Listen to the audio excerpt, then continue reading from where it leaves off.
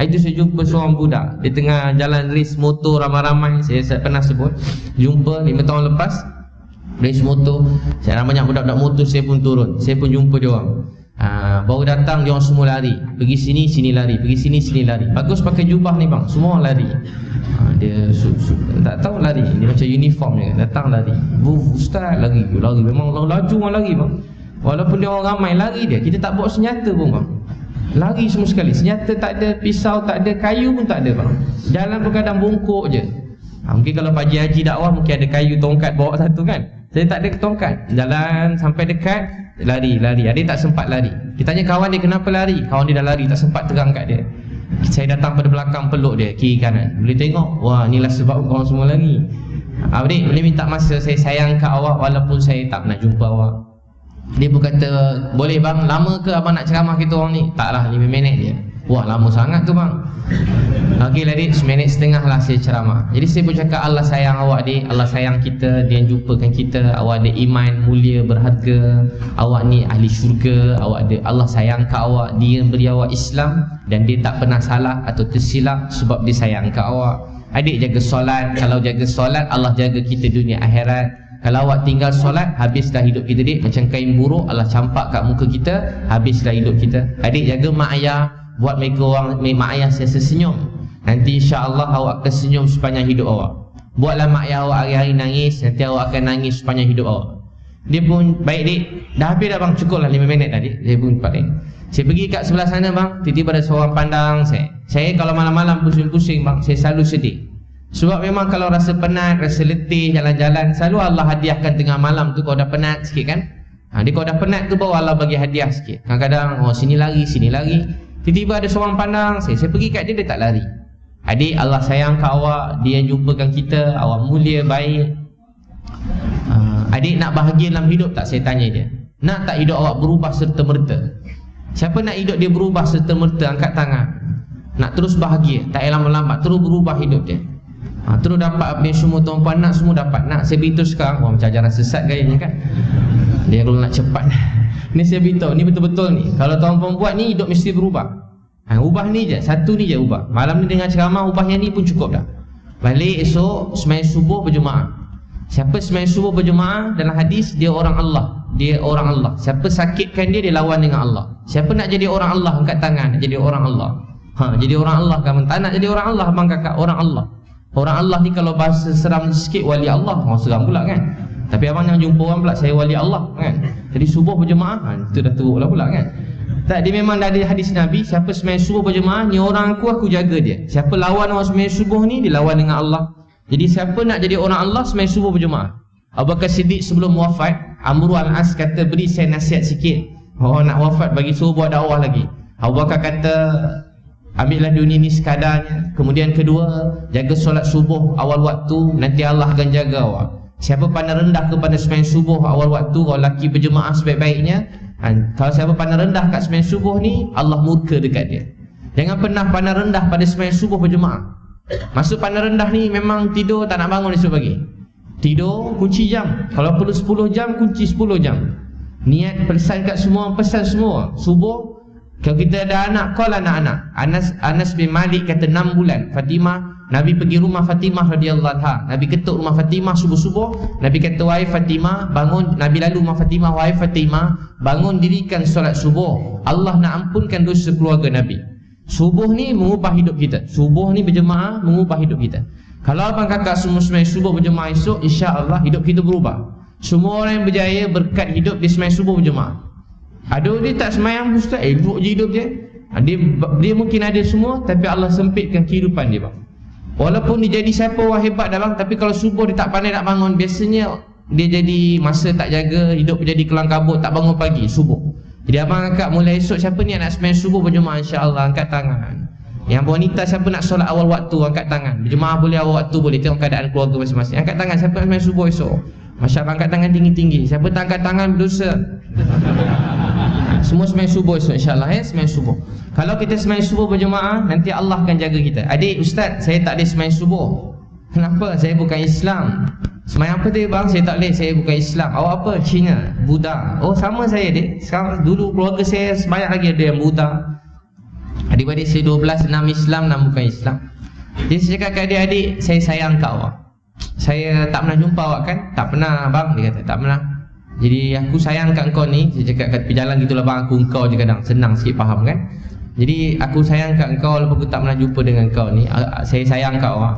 Jadi Allah yang maha baik yang jumpakan kita. Tahu tak, saya tak pernah percaya kebetulan dalam hidup ni. Tak ada kebetulan. Setiap pertemuan dan perpisahan tu Allah yang takdirkan, supaya tujuan pertemuan dan perpisahan untuk kita semakin dekat pada Allah. Ni jumpakan kita malam ni Allah yang aturkan kita jumpa. Jadi Allah jumpakan kita, dia sayang kat awak tau. Dia tengah tengok awak sekarang. Dia pun cakap kat saya, adik kenal Nabi Muhammad tak? Pernah dengar? Saya kalau dakwah bukan Islam ni, kalau masa sekejap saya tanya dia, kenal tak Nabi Muhammad? Abang kenal Nabi Muhammad? Pernah dengar? Nabi Muhammad sayang kat awak tu adik. Nabi Muhammad hari-hari doakan awak bahagia masuk syurga. Nabi nak semua manusia, dia Melayu ke, Cina ke, India ke, kalau kat Malaysia ni asli ke, dia Iban ke, dia Kadazan ke, dia bangsa apa pun, Buddha, Hindu, Kristian, Yahudi, siapa sahaja, Nabi nak semua manusia bahagia. Nabi nak semua manusia masuk syurga. Adik, Nabi Muhammad sayang kat awak. Dia nak bahagia masuk syurga. Abang, Nabi Muhammad sayang kat saya ni Cina, Buddha. Dia sayang kat awak adik. Dulu masa Nabi datang tak ada orang pun Islam mula-mula ni. Nabi semula-mula Islam. Nabi yang ajak manusia kenal Tuhan, kenal Allah, kenal Nabi Muhammad. Adik, Nabi Muhammad sayang kat awak. Nabi Muhammad pesan pada kami untuk beritahu dekat awak, balighu anni walau ayah tu. Nabi pesan pada kami untuk beritahu kat adik. Pesan kepada saya, beritahu kat adik, sesungguhnya adik, Tuhan ni cuma satu, Allah. Tiada Tuhan melainkan Allah Esa. Nabi Muhammad pesuruh Allah. Awak kalau percaya ni, hidup awak berubah dunia akhirat. Dia kata, Ustaz, bang, saya percaya abang cakap ni. Sebenarnya saya pernah terfikir banyak kali nak masuk Islam ni. Tapi tak tahulah macam mana bang. Kawan-kawan dia semua datang, gila doh masuk Islam, nanti kena sunat. Kawan-kawan dia kata, abang kalau masuk Islam je pertama abang fikir kena sunat. Nombor dua, kalau masuk Islam abang fikir, wah ni kau kena tinggal isteri, kena jangan balik rumah dah. Kalau bertemu isteri je tu kau masuk neraka dah. Abang kalau masuk Islam, awak saya Islamkan suami, isteri belum. Dia kata, Ustaz ni memang tak boleh dah Ustaz, dia kena pisah tu, baru mengucap tu tak boleh balik rumah dah. Jadi abang biasa kalau kita masuk Islam je, itu yang biasa orang fikir dulu lah. Masuk Islam terus, kalau perempuan abang suruh dia terus cepat pakai tudung terus. Saya pun cakap dekat dia, adik, semua tu adik, Nabi Muhammad sayang kat awak tu semua boleh belajar pelan-pelan adik. Tapi dalam hidup jangan pernah tangguhkan yang ni. Apa dia? Jangan pernah tangguhkan tiada Tuhan melainkan Allah, Nabi Muhammad Nabi. Abang kakak baca hadis, bukan satu, banyak. Siapa ada syahadah, dia mesti masuk syurga. Bukan satu, banyak. Sampai bersaksi dengan ni, bersaksi dengan macam-macam. Bukan satu hadis, banyak hadis. Kalau tahu macam bab syahadah, ada orang ada syahadah ni mesti masuk syurga. Mesti masuk syurga, kecuali dia keluar pada Islam ke, dia buat benda-benda yang syirik apa semua, bukan. Tapi dia mesti masuk syurga. Siapa ada pernah ucap Allah syahadah mesti masuk syurga. Itu nombor satu.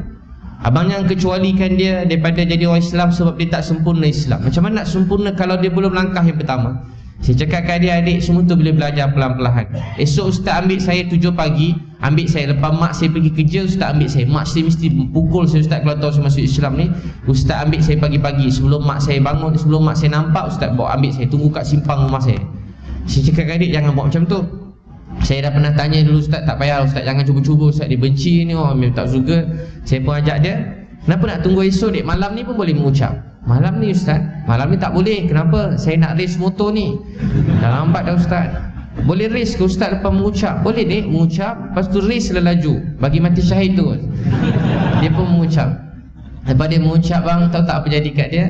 Dia sedih, dia kata, Ustaz saya race pergilah dek, semoga selamat engkau.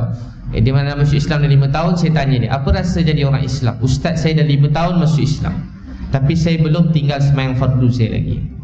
Sekarang hidup dia berubah abang kakak, dia bahagia. Saya jadi sedih, tengok orang masuk Islam je bahagia. Saya tahu kalau dia jaga solat mesti bahagia, mesti. Uncle Lee, saya tuan-tuan banyak kali tengok saya letak video Uncle Lee tu. Saya jumpa kat tepi jalan bang, 70 tahun. Kali pertama saya ajar dia masuk Islam, saya nampak dia tengok je saya. Kalau orang tengok saya lepas bagi-bagi makan je, ceramah, dia tak balik, dia duduk berdiri kat sudut tengok saya tahu dia nak masuk Islam. Dia nak sesuatu, dia rasa kosong, dia tak tahu apa, tapi dia nak tanya, tapi tak tahu nak tanya apa. Saya boleh agak, kalau malam-malam tu boleh agak bang. Siapa tenung je abang, selalu sampai sengit-sengit kepala dia tenung kita. Kalau kita tengah berdakwah, kita dakwah kan, ada yang cepat ambil makanan, ceramah balik. Ada yang dia tengok je kita, dia macam berfikir. Saya tahu muka dia nak hidayah. Saya pun pergi dekat dia, abang, uncle, saya sayang kat uncle macam ni, uncle agama apa? Saya ringkaskan, saya ajak dia masuk Islam. Dia pun mengucap. Masa dia mengucap tu sambil dia makan kuih dan minum air kotak. Wah, uncle ni macam tak ada perasaan langsung mengucap ni kan. Jadi saya sangka buruk dalam hati saya sikit saya tak sangka buruk, pandang buruk. Biasalah, saya kata tak ikhlas sangat uncle ni, tak apalah.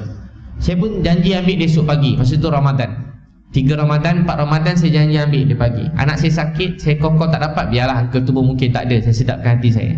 Saya datang petang, saya janji nak daftarkan dia. Saya bagi dia berfikir malam tu. Esok saya datang petang, saya janji pukul 8 pagi, 8 pagi, 9 pagi. Saya datang pukul 5 petang. Kat hospital lama teruk tak ni, saya pun pergi pukul 5 petang. Pukul 3, 4, 5 gitu saya dah gerak lah.